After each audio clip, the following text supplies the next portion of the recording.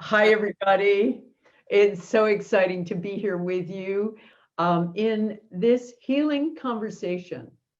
And I want to, of course, introduce my wonderful colleague, Carolyn Mace, who we've been explaining to the people on this call who are on our Zoom that we've been trying to meet for about a decade and following each other's work, and we've never been able to do so. So this is the first time we're actually meeting and having this kind of a conversation. So it's been really fabulous. And I'm going to just introduce, I mean, if you don't know Carolyn, and everybody knows Carolyn Mays, she is a New York Times bestselling author who is like me, started out life as a journalist and then got sort of worked into, I guess, I like to think I got hijacked into spirituality. So I think she's done, so many amazing classic books on spirituality, and that's exactly what we're going to be talking about today. And if you don't know me, maybe some of Carolyn's followers don't. I'm Lynn McTaggart. I am a best-selling author as well, and I have a number of books that try to meld science and spirituality.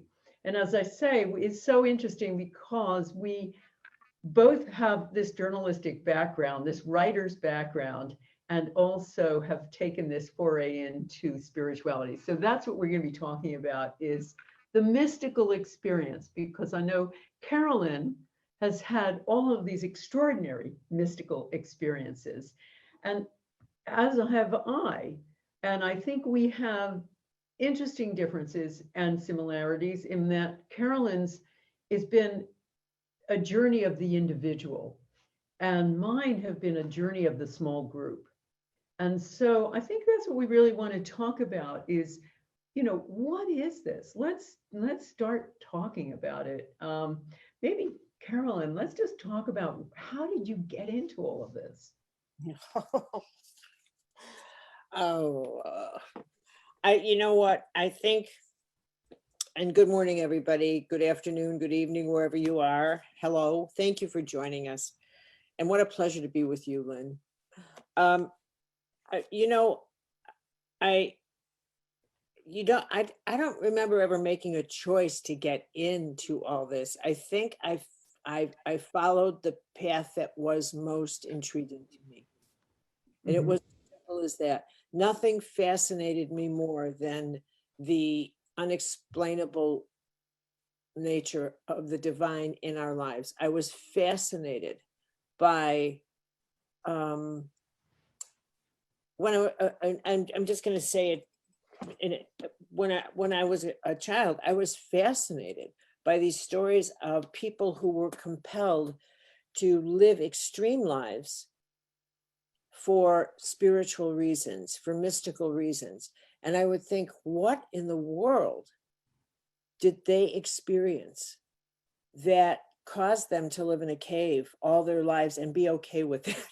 You know, they're not crazy. They're not crazy. And honestly, and then there were, the Catholic tradition has this history of apparitions. So I became intrigued with that because I thought the Madonna has an MO. She always picks children as a rule, and they're always uneducated. And she always leaves up miracles. Fatima, Lourdes, she leaves water. She leaves a holy place where people can go. It doesn't matter the religion. It's not, heaven does not have a religion. Let me just say that. There is no such thing as religion in heaven. If we could live by that on earth, we'd be much better off. But the cosmos is a religion-free zone.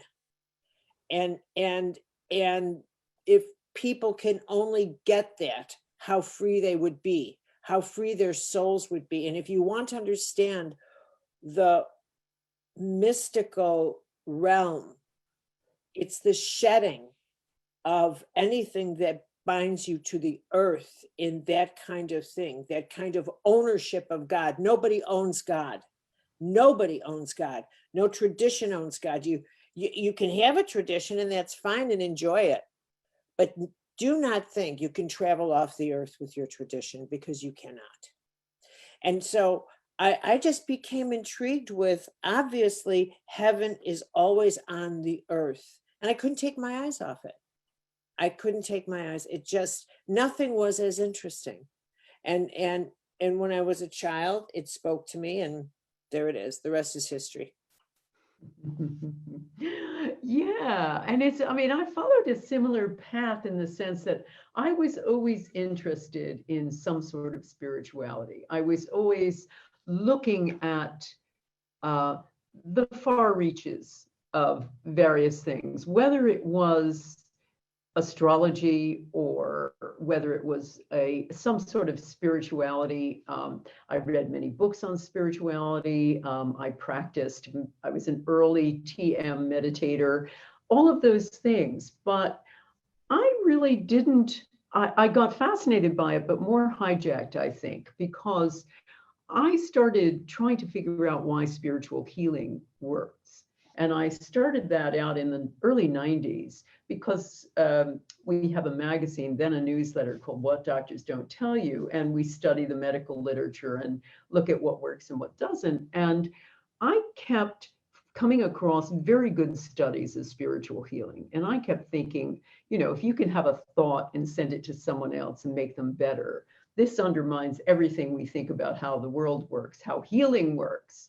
And so I set out to find that. And I thought it was going to be a fairly easy task, just talking to some, you know, frontier consciousness, you know, physicists and scientists studying consciousness, and that I'd write it up and that would be that. And it didn't happen that way. I ended up talking to a bunch of scientists, and I realized they were on the brink of a completely new understanding of the world, a new science. And so that got me into looking at the field, which is a quantum energy field.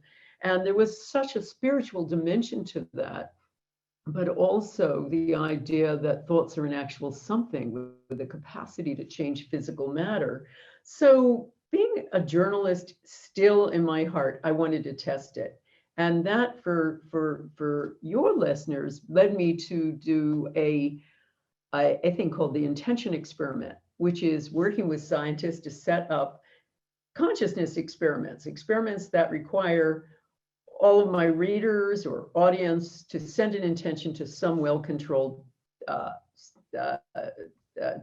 target. Anything from seeds, trying to make them grow faster, to purifying water, to lowering violence in war-torn areas, to trying to heal somebody. Because I was really interested in what happens when lots of people are thinking the same thought at the same time. So we've run 35 of them to date. 31 have shown measurable, positive, mostly significant effects with scientists in a lot of giant universities and prestigious universities. But here comes the hijacking.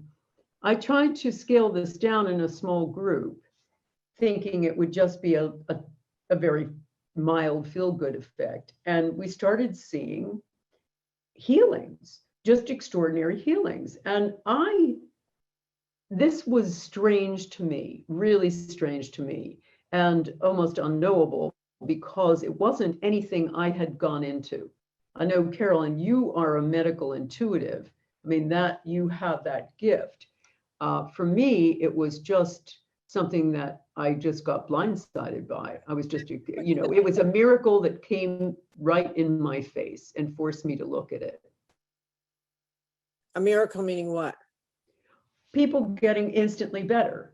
I mean, we put people into groups of 8, have them send healing intent, or about thereabouts, have them send healing intention to a member of the group. So the whole group is sending intention, the same intention to that person. And as I say, I expected they would have mild feel-good effects. It would be like getting a bit of, you know, like your back massage. But first time we did it, and this was outside of Chicago, we had a woman who was suffering from depression and came in the next day feeling like her depression lifted. We had somebody else with arthritis who walked in normally the next day. Somebody with cataracts who was 80% better. And I'll, you know, and on it went. I mean, a recent one we did, we had a woman canceled her knee surgery. She could barely walk on it. Another woman who couldn't focus her eyes after stroke and immediately was able to focus. Somebody else had a dislocated arm and it slotted back into place. This is one 10-minute group intention. And this is what happens over and over again. I mean, there's a lot of other things that happen when people meet regularly in a group, but an immediate miracle. And so this is really what I want to explore is why. And I know you've done loads of work. Why do you call it intention and not prayer? Because I suppose because it's secular. And it's about a focused thought, and it takes away just what you talked about before. It takes away that that ownership. You know, when you call it by a certain religion, people have a particular religion, whether it's Christianity or Judaism or whatever, and you take away that charge, so that people don't feel necessarily alienated because it's not their religion. So I guess it is, but by any means, it is a secular form of prayer, I suppose. Yeah, I mean, I don't get why you wouldn't say it's prayer, because it is. I mean, intention is, I don't get why people are afraid to call grace what it is. And I think I think there's also another point to it, which is sometimes the sense of prayer is thy will be done, you decide. And here people are putting out a very specific request to the universe. And so I think there's some aspect of empowerment in not calling it prayer. But there is also a sense of grace. Everyone, this is what is so fascinating about this group experience. There is a mystical state that occurs. And that's really what I want to explore with you, is because you're no stranger to a mystical state. And I want to find out really, what are the entry points there? Now, what do you find? How do you get into a mystical state? I don't know that you get into a mystical state, but I guess the entry into what mysticism is the experience of the power of God versus talking about God. And part of the blockage is the cautionary approach of saying, for example, well, we need a secular vocabulary so we can wall off. We can wall off and the nature of God. So we'll keep the vocabulary secular. And we'll keep it scientific. And so we are acknowledging what Buddha would call illusion, because that is, and what humans, like, not what humans are doing at that point is they're trying to control the power relationship of God, the nature of God, the mystical content of the divine. Thy will be done, for example. And thy will be done even means, if you give me a healing, I will deal with all that means. In my experience with healings, I am not surprised that people experience healings in a group. Because they have the group to verify and validate. Mm-hmm. A profound healing for an individual is another journey entirely. And what a group shares is a collective ego. we're part of this group, and we can validate what is happening to each other. And it takes an enormous amount of inner self-esteem to experience something that nobody else experiences and have to stand in that experience all by yourself. So if you, in a mystical experience, your interior, you shift from one condition of health to another in a very rapid way, but you shift by yourself. And like if you ended up at the Council of Miracles in Rome, and they said, how did this happen? And you had to explain it. The amount of self-esteem you'd have to stand in an experience that you cannot prove, you cannot validate, that only exists within yourself, and you don't have 7 other people, requires faith, requires a phenomenal amount of faith. So you're into mystical territory. You're into that territory of it's you and me, God. It's you and me. And when that kind of transition happens, that person oftentimes confronts a tsunami of doubters. Because, and as I've seen it, I've been that myself. The mystical journey is best, is earned. That's my word. It's earned. And it is earned, I think, by prayer and by allowing what Buddha would say, the illusionary world to break down. Yeah. Okay.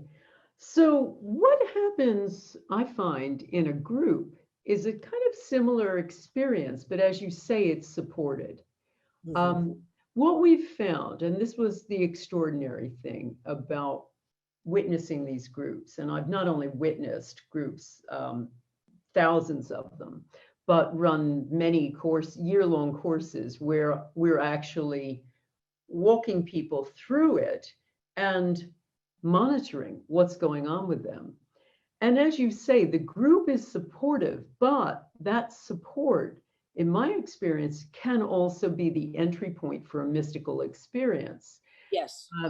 And that is, and I think it's about, because I think what you're talking about, Carolyn, too, is this, the losing of the ego is a really important element. And something about this group experience creates that, so that we found this out actually looking at what was going on in people's brains during Power of 8 groups. And that's what we came to call them. Only because, really, again, by accident, I was just talking with my husband about how we were going to run these things. And I said, when we first started, and I said, well, I don't know, I'll put people in groups of 8 or so and have them send healing intention to a member of the group with a health challenge. And he, being also a journalist, said, I love it, the Power of 8. So that became the name of it, but you don't need 8. You can have 5, you can have 12, it still works. But what we found was something about the group experience allows people to shed that individual ego, that individuality, full stop.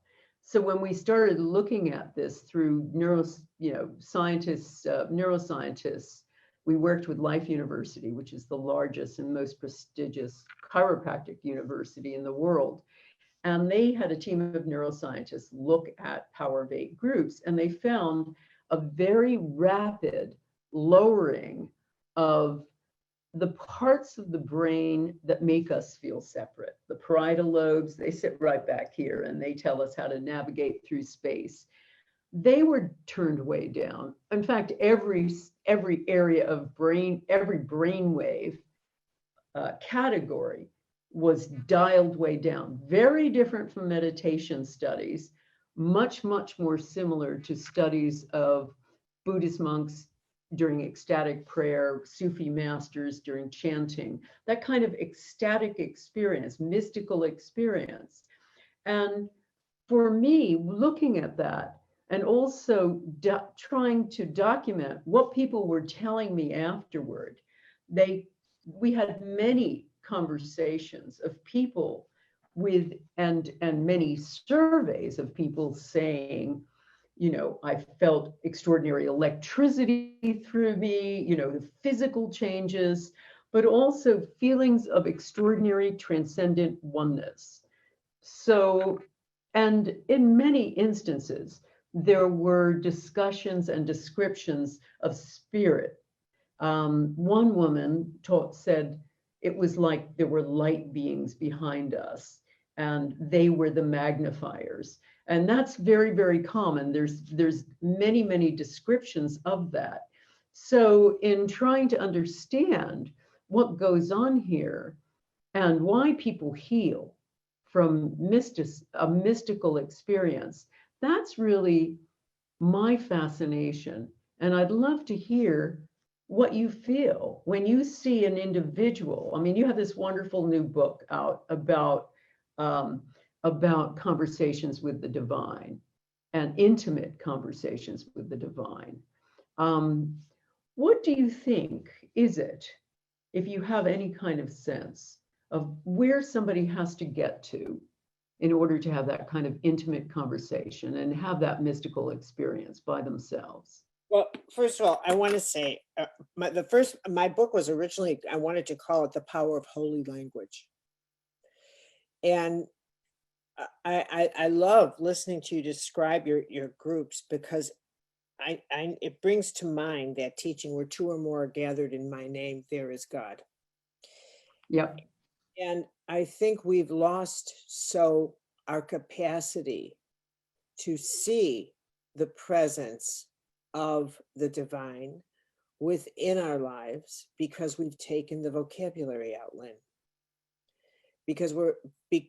So we've used a much more cerebral vocabulary, and we talk about the neurology and all this, which is fine.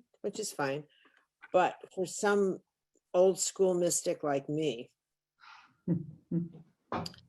I look at, with no surprise, when two or more are gathered in any form to assist each other, and they invoke the presence of grace, not energy. I don't use the word energies for ordinary mortals. The word grace is what you're using. Energy has no connection with the sacred.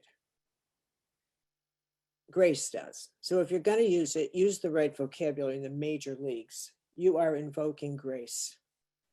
And grace has the authority to animate within the transformation into healing. And I do rosary circles. And it's the same. I encourage people to say the rosary or say their prayer beads. Just pray at 3:00 every day for all those who need prayers. And what I think your circle of 8, which is so spectacular, and it's a Mobius, 8's Mobius, so that it naturally magnifies grace coming in and going out. And I do really think that when someone uses holy language and recognizes we're gathering in grace, that's it. Stop using scientific language because we feel safer with that. Call it what it is. This is a circle of grace. And we are invoking that grace on behalf of each other. That's power, McTaggart. Own it. Oh, I do. Don't worry. I do. And truly, So yes. science helps Western mind that needs proof. And science validates. I started out the intention experiment, remember, from the point of view of a skeptic, saying, okay, we're talking about the law of attraction. We hear all this stuff from the movie The Secret. You know, the journalist in me wanted to say, okay, what are we talking about here? Are we talking about something really minor, like, you know, shifting a quantum particle, or are we talking about, you know, curing cancer with our thoughts? And what happens when lots of people are gathering together at the same time? Does it magnify it? So that's why the intention experiment started. And what it is doing is validating our inner power, the power that we've all had, and you know about more than anybody, but that has been essentially eliminated by our current scientific story, you know, the Newtonian, Darwinian story that we live by. So I started out looking at that. And as I say, the power of eight just came about by accident. And suddenly it was, wow, yes, these groups are healing. And you will love this. You will love this. I wanted to try to find some antecedents for these kinds of groups. Now, most groups, and there's plenty of prayer groups in indigenous practice, in various religions, but they require, you know, there's minions in Judaism, etc. But it usually requires some sort of leader shaman. However, as you said, I went back and found from a Baptist minister, I think, was talking about some sort of Protestant minister wrote in the early part of the 20th century that there had been a mistranslation in the Bible, in the King James Version. And it in the Acts, it was talking about the Acts where it was about Jesus's instructions to the apostles in how to form the church and how to spread his teaching. And he always said, you must pray. And with the King James Version, it says, with one accord, which is a fairly anemic way of saying what it was in the Hellenic Greek, which was, I think the term was homothumedon, which means passionately and with one voice. It's a musical term. So it's much more like, say, a Beethoven symphony than you know, with one accord. And when I looked through the Acts, it was always, as you say, the two or more are gathered. He was always saying to the apostles, pray together as one, and you will heal and you will be healed. And so that was the antecedent, you know, I could find that was closest to what I was witnessing. Well, and I think that's it. I think we don't have time to go into it in terms of if you want it in terms of science, but you know, I really have found my way into what I'd call healing, mysticism, prayer, the power of prayer, almost to the point where I want to scream at everybody. If you only understood how powerful this is, you would have your prayer discipline, like Teresa of Avila would say, never mind what's going on. We have the great power. We have prayer. Because I was a medical intuitive, because of it, and not my background in theology, but when I started doing readings, I didn't know there were chakras. I didn't know any of this stuff. And as I began to intuit the bio-spiritual organization of the body, the way the delicate relationship between every thought having a creative authority, every emotion, every spark, and our way that we send off psychic free radicals into the universe and how they have creative authority, that in fact, this is the microcosm of ourselves, that we are a bio-spiritual ecological system unto ourselves, that is what we are. We're a micro earth that operates on the laws of nature, just like the macro earth. We are little micro earths.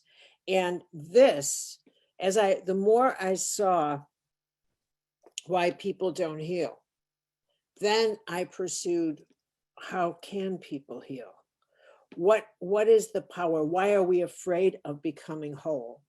Why are we afraid of becoming whole beings? Why are we afraid of sensing the emotional, biospiritual, energetic content of another human being? Why are we afraid of being able to intuit what another person needs? Why are we so afraid of empowering another person, which is the greatest challenge of all? Because that's the greatest obstacle. We will stay in one world of power because the great transition is how to become a vessel of service instead of taking, how to become a vessel of service. Thy will be done. You tell me what to do with this gift of power you have given me. And that's what that prayer means. It doesn't mean do what you want with me. It means you've given me so much. Every thought creates something. This is so much power. I'm returning it to you. I'm surrendering this to you. Tell me what you want me to do with this, because I can sense this world and it is speaking to me. And you are all of this. This is all you. That's what I'm getting. And this time that we're living in, we are transitioning from that blindness that it's all about us to finally getting what is in one is in the whole, which is a bio-spiritual, ecological, mystical truth so huge that it's transforming every particle in this world. We will never live long enough to see this happen, but we are living. We are at the shores of this transformation.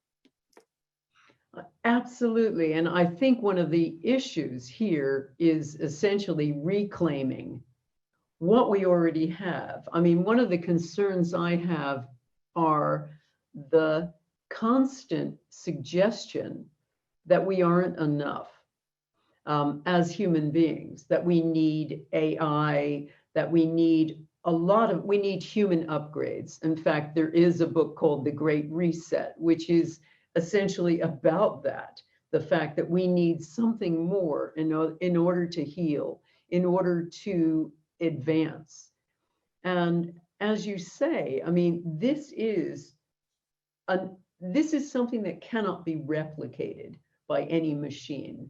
We have so much power. We have particularly so much power to heal. I've seen it, as I say, thousands of times.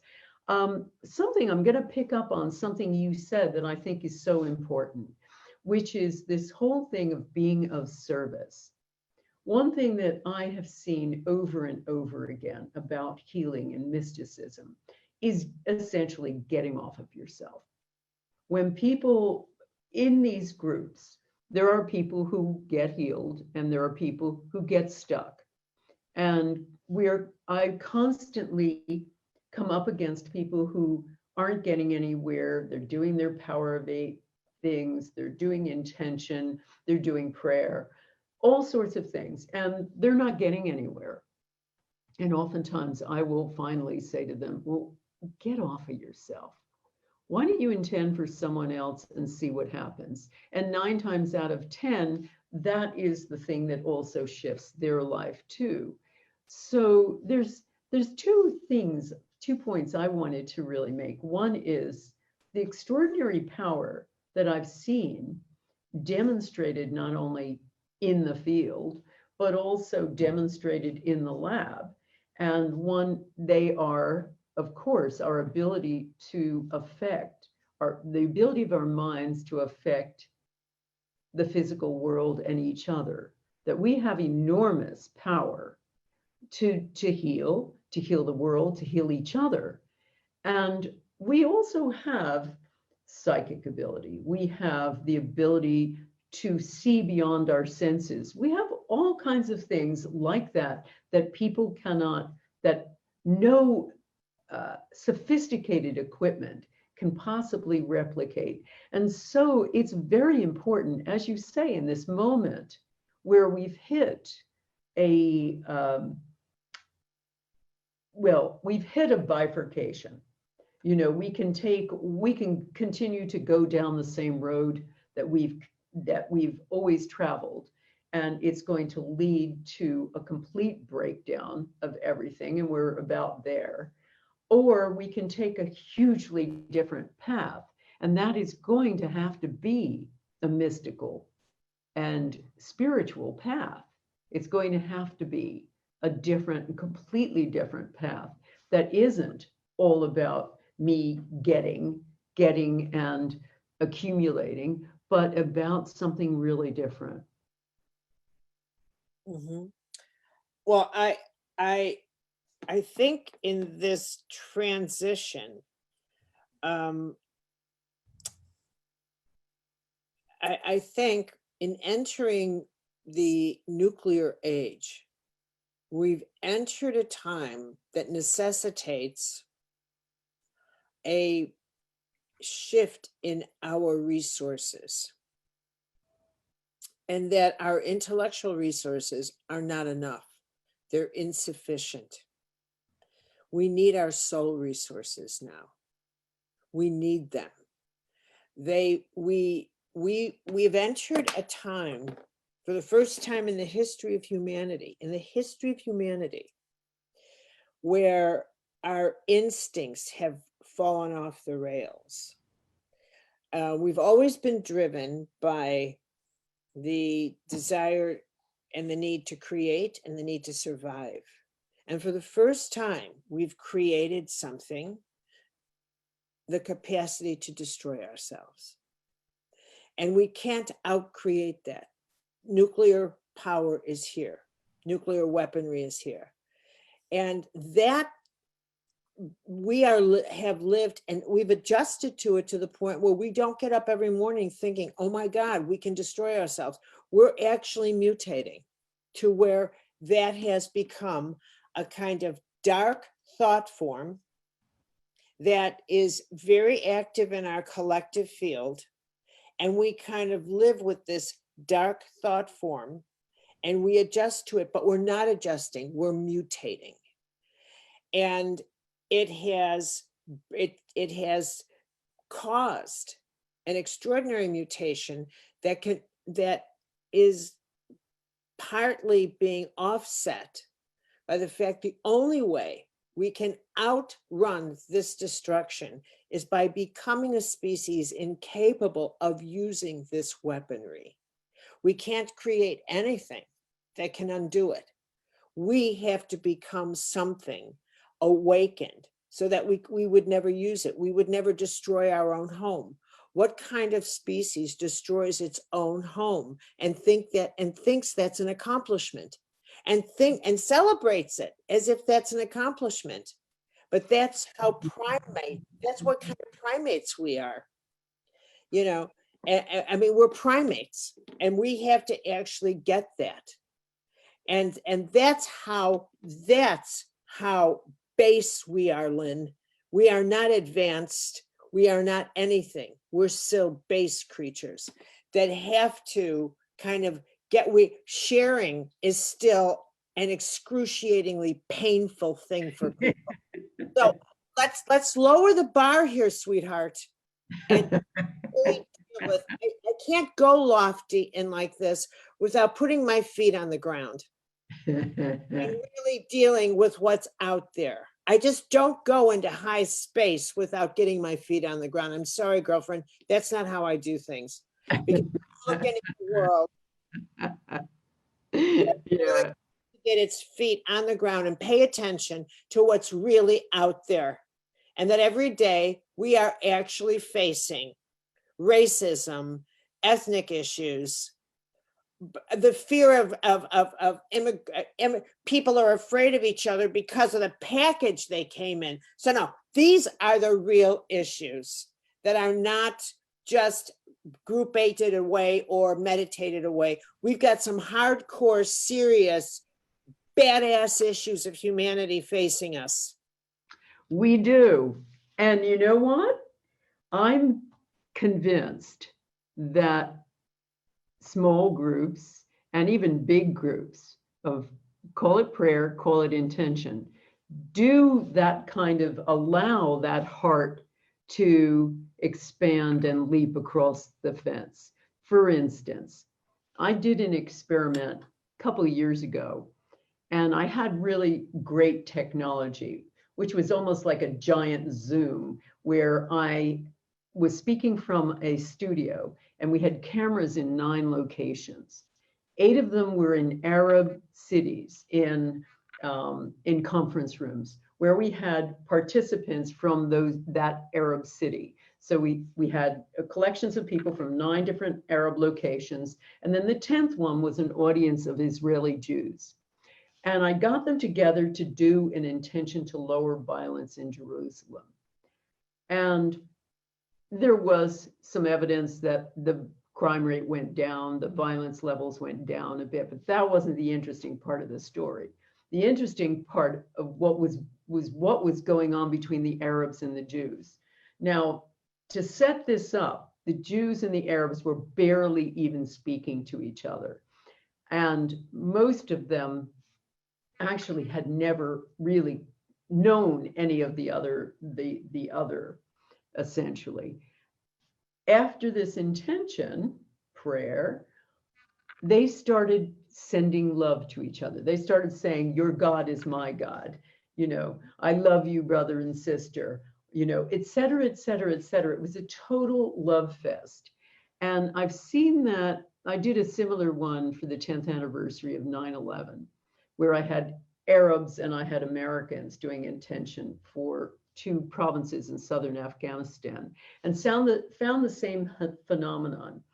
And when I tried to work out why, I looked at some evidence from the University of California at Berkeley, and they showed that when there is this kind of philanthropic involvement, they had 2 groups of students. One batch were shown photos of starving kids. The other batch were shown photos of people like them or the people they would become. This was students at the University of California, Berkeley, and they showed doctors, lawyers, bank managers, or fellow students. And they found that the people who had done the compassionate viewing were far more likely afterward to identify with people not like them. And it all had to do with the activation of the vagus nerve, if you want to look at all of the scientific element of it. And this was fascinating to me because I saw the same phenomenon going on with these groups. And let's call it prayer then, but getting people together who are these polarized individuals and having them do something like this together can be a fast track to connection. They talk about so many complex ways of trying to get these groups together. We're even trying a big intention experiment in December 20th, where we're going to have Zoom groups of police, African Americans, Democrats, Republicans, and see what happens. Have them come together and see if they start connecting after doing this prayer together. So I don't know. That was my explanation of it, but I'd be interested in yours. Well, I think here's what's true. Anytime you get people to step out of hostility, you're going to have a positive response. Anytime you get, and anytime you introduce the role of the holy witness, where you get one side to listen to the other side, and both sides listen, and they serve as holy witnesses, where each side is not trying to one-up them in terms of wounds and pain, but rather just listen to that's the sacredness of the holy witness. People want their journey and their experiences to be witnessed. And if that can be done in an atmosphere of respect, then some level of transformation is ignited. And this is a way of a first step in softening this idea that you want my power and I will not give you my power. I will violently keep you from my power. You know, I did a series this year called The Phoenix, because in a question about the COVID virus and when that came up, and all that was happening, the madness politically in this country, and in fact in your country, and all of this, you know, I said, actually, the whole world has been braced for something happening for a long time. Some catastrophic thing happening for a long time. It shouldn't surprise us that something was going to happen. So I took an archetypal approach that, in fact, the groundwork has been laid since the 1960s. If you understand how to interpret the archetypal footprints in the cosmos, that from the 60s through the 70s through the 80s, there has been this archetypal movement and energetic signals that have been kind of coming together for this time that is cataclysmic. And I don't mean cataclysmic in the sense of Armageddon. I don't do that, but rather some energetics had to come together to boost us from one way of thinking that finally cracks through this continuum of narcissism and ways of thinking that get us past talking about becoming global and community and actually having to lay the groundwork for it. Because we've done a lot of talking, but we haven't actually progressed past the internet and becoming global.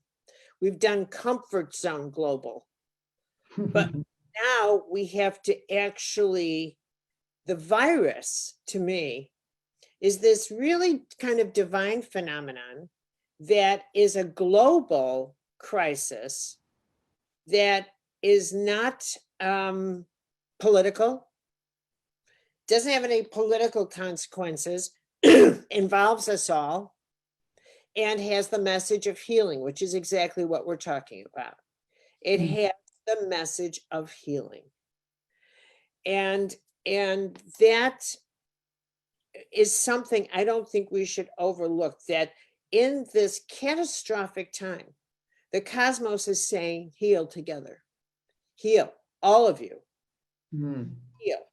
Yeah, yes. And in fact, I mean, I think what I've found is during this time, when people were forced to be so isolated, one thing that has really helped has been little healing circles, little power of 8 circles, because you can meet online the way we do it now, where you can meet on Zoom, and many groups do. And certainly the groups I run a year-long Power of 8 Intention Masterclass, and we put people into groups for a year, and they meet virtually, and they become their intention family. They're essentially sacred family, but they never actually physically meet. And I think that what we're really talking about now is community. And I think that is going to be a community, whether it is global community or whether we're talking about small community. And that is such an important movement forward, essential movement forward. I mean, I was fascinated. Book before last was a book called The Bond that I did. And I wanted to, the book was really trying to, it was an answer to Darwin, and it was an answer to Darwinian thinking of survival of the fittest. Were we made to be so competitive was my question. And the answer was, was resoundingly no. I mean, the evidence pointed over and over again to the fact that we were never meant to be alone, that belonging is possibly one of the most important things in the human spirit. We need to belong. We need to connect. And that is on several levels, of course, both spiritually and in a community. So we're talking about that really as a movement forward, the idea of not living for this extraordinary competitive individualism, which has been the mantra by which we have, lived for this time. So let's start. I'm just thinking about, I'm aware of the time. Let's start taking some questions from people, shall we? Let's have a look, because we've got loads of people on here, and we've got, okay, so, all right, from Michelle, for you, Carolyn, what do you feel is the greatest challenge for people these days for their health and spiritual development? Faith. And I'm going to say that faith to me is like an epidemic crisis. And it's not just faith in God. Most people can tell me with great clarity what they don't have faith in, but they can't tell me what they do have faith in. And a crisis of faith spreads because it always tells me that they don't have faith in themselves, that they know that they can't give their word and keep it, that they have no trust in themselves, much less in their family, much less in their friends, much less that they don't know what it is to say to themselves, you know what, I'm going to walk 3 blocks every day and start building myself. And now, and every part of them knows, no, you're not, that they can't even keep their word to themselves. And if that's their experience with faith in themselves, then how would they expect to have faith in a relationship? How would they ever grow to trust a deep friend when they don't have faith in their own gut instincts? So how would they hear God? So how would they trust anything? And they don't listen to their conscience, never mind consciousness. That's not a word I like. I like the word conscience. They don't even listen to that inner metronome that says, this is right, this is wrong, this is good, this is not. So faith is the core. Grace. Faith is the core. And I write about that in Intimate Conversations with God. I mean, I write about these graces because with every prayer, I include a description of a grace, because people need to really refresh what they know about grace. Mm-hmm. Yeah.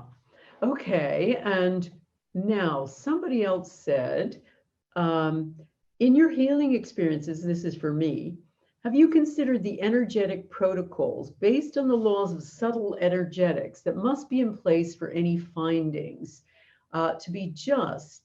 And she's basically saying, what protocols did you put in place to safeguard external subtle energy influences? Well, you're going to be surprised by this, Michelle, because we don't find we need it. I know this is a thinking all the time with healing, that you've got to create some sort of psychic bubble so that you won't be harmed by external influences. It's been our experience that, number one, you remember we're doing healing in a group all the time.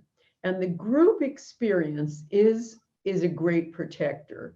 But also some of the things that I teach in my Intention Masterclass and other courses of mine is about not having that kind of sense of a barrier. If we are all one, if we are connected, if we are, part of this giant quantum field, why do you want to barricade yourself off? So what I found is more effective than a barrier is a acknowledgement and sense of your own purpose on earth. When people really hold on to their own divine purpose, that is essentially a bulletproof vest. And I find that is very powerful. I also find the group experience is very powerful in being protective. Mm-hmm. let's see what else you've got to ask. Okay. Who do we pray to, Carolyn? Is it the higher consciousness of ourselves? Oh, hell no. No. Would you pray to your higher consciousness, for God's sake? That's what you pray, No. There is a holy force. There is a divine. It's not an off-planet, white-haired being. There's no thing that lives there. Everything is, in all mystical experiences, the person experiences being surrounded by light, being just enmeshed in light. Light is everywhere. And if you can imagine yourself walking around in all light, but you can't see it, and that you are breathing divine light, that you are living in light, that this is all light, that you are in fact in the nature of God at all times. You are in the divine. You are in the divine. And we are, if it was a tall, think of it like this. Think of mist everywhere. And mist eventually drops into becoming rain and then water, and then we're individual ice cubes. And when you're an ice cube, you're frozen in time and space, so you can't reach and can't see the mist. But that's what a lifetime is, a little frozen ice cube in time and space from all this eternal mist, but the mist is still all around you. We're just at a different temperature. And so we can't see that mist because we're densified. It's like ultraviolet light. We can't see it, but it's here. And so when you pray, that's why I wrote this book. I wrote the book because you need to just talk to the divine as if the divine was everywhere. And that's what I do. I just talk to the divine. I'll just say, I'm having a hell of a bad day here. And I would appreciate a little grace action because I'm about to lose my temper. It's not a good thing. So get over here because I'm falling into an illusion. I converse with God. I converse, and that's it. And then I ask for grace all the time because I slip all the time, but I also know that every choice I make has consequences and creative consequences. I know every thought has an impact, but I prefer to think in terms of grace, that either I grace a moment or I do not. And if I don't, I hold myself accountable. Why did I not grace this moment? When I'm with people, I think this day of my life will never come again. So tell me, what do you want me to do with this grace? What do you want me to do with this gift of my life? And I ask you all, get up in the morning and say to God, what do you want me to do with this day that you've given me that will never come again? That's how you pray. That's how you pray. And when you walk around that day in your life, you don't look at anything like, this is terrible. Don't curse your life. Just say, well, this is curious. Watch your vocabulary. Introduce holy vocabulary. It's not energy, it's grace. And everybody is trying as hard as you. Mm-hmm. Okay, yeah. And that is a really interesting point too, about feeling what you said about feeling grace. Because somebody has asked me, so how do you know that you're having a mystical state? And what does it feel like? What does it feel like? Now, I can tell you how many of my students talk about it. There were people like Abraham Maslow, the famous psychologist, who defined what a mystical experience is. And he talked about it having different elements. There was a great change in the body, lots of energetics. And these are, of course, essentially uh, he's simplifying, because people have different mystical experiences, but lots of, energy running through the body, big bodily changes, a huge sense of oneness, an overwhelming feeling of oneness. Oftentimes a kind of blinding epiphany of meaning. You suddenly, everything makes sense. um, Rejuvenation, that you change your whole view of the world, you make new decisions going forward, things like that.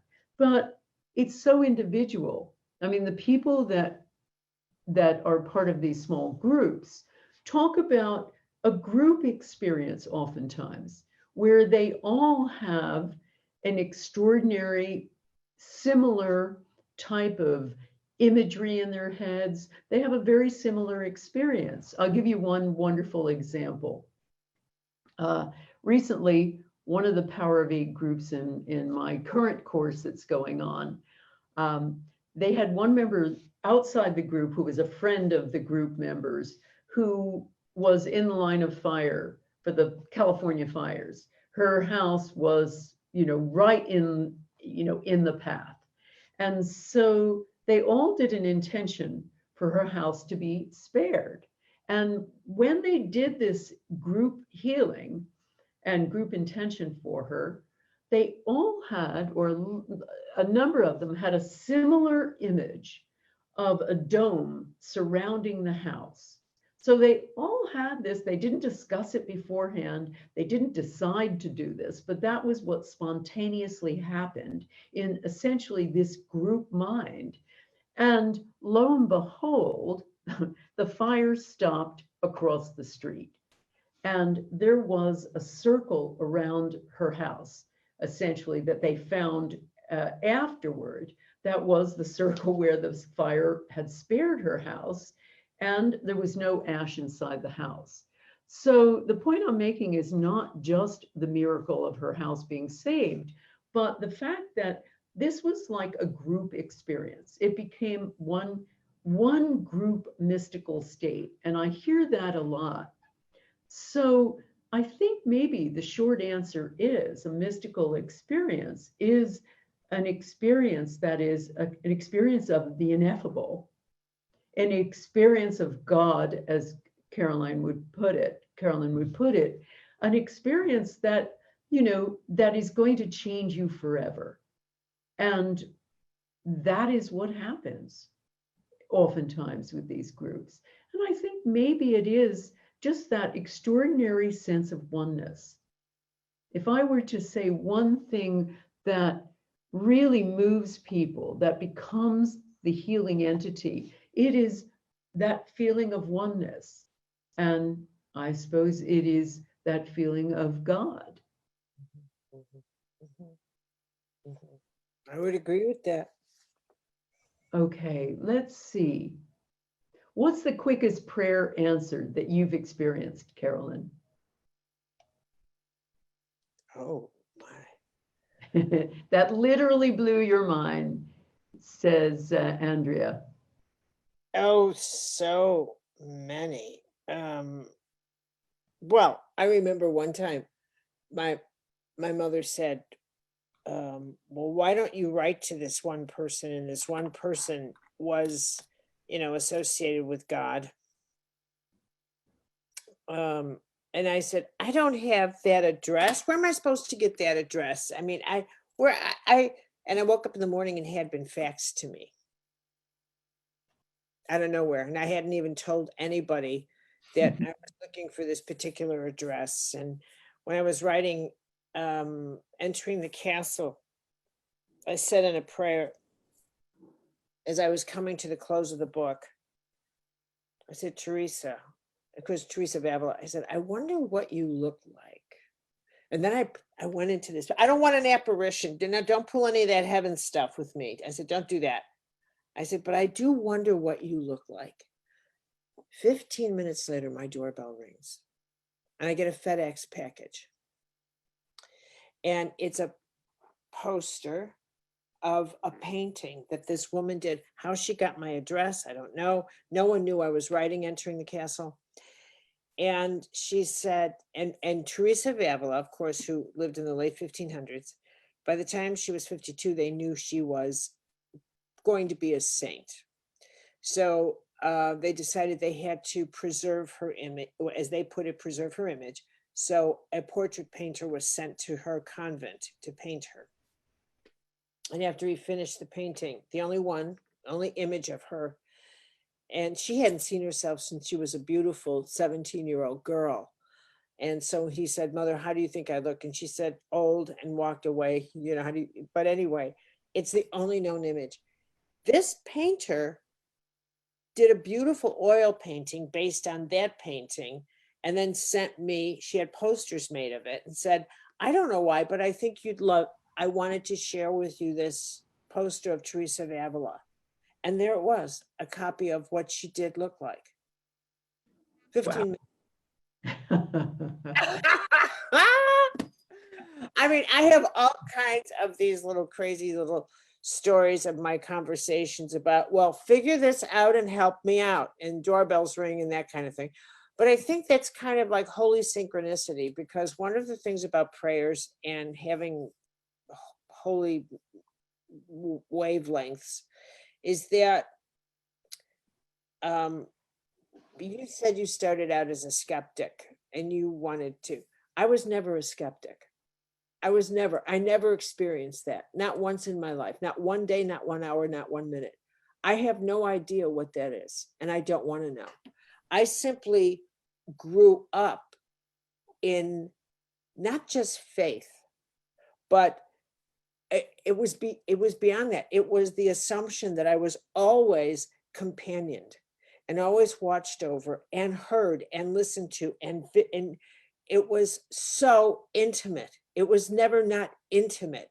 And I used to think when I was younger, when I was, and I would see these when I was a kid, and I would, observe people, and I knew I knew that their worries and their troubles and everything, as looking at adults, and I would think, I could never live like you. I could never be someone looking for proof. I could never waste my time looking for proof. What is that? Why can't you see? Why can't you see? What are you looking for? What are you looking for? And what would be enough? What would finally be enough when it was so obvious to me? So I live in the world of the invisibly obvious. And I grew up in that world. I was raised by that world. I was raised by that world.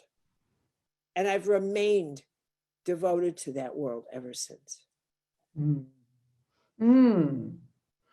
I understand that, but most people don't. And so hence the intention experiment is, I don't need any convincing. I had a woman last summer who got up out of her wheelchair after one 10-minute Power of 8 group.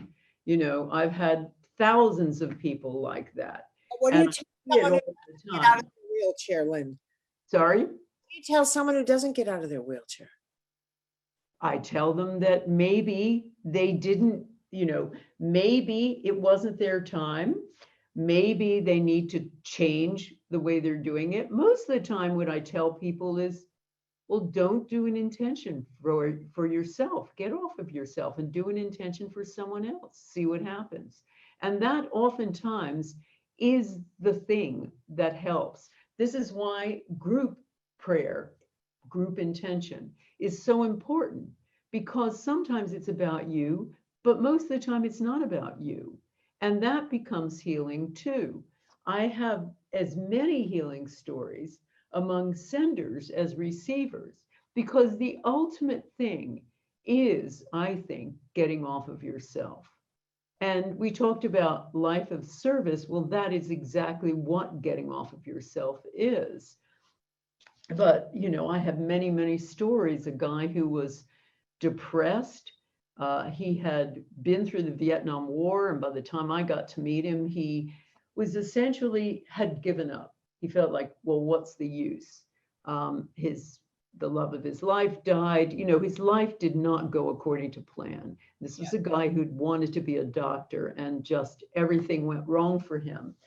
He was part of a group, and he was going to put himself forward to be the subject, but the woman who was in the group as well, had cancer, and he felt she was more deserving. So he was part of that group, and an extraordinary change happened to him. He had, by any experience and by any measure, a mystical experience, a total transformational experience.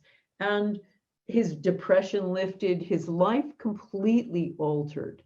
And he is one of many where the sending, it doesn't matter essentially what the object is. I think it is that experience in your language and terminology, when two or more are gathered, in mine, a power of eight group. It's when you are together and you get off of your concerns, your essential self involvement, and you feel like you are part of something bigger. You are in a state of oneness, and that is where miracles happen. Well, if I may add something before I think it's probably time we're going to start taking the plane down for this.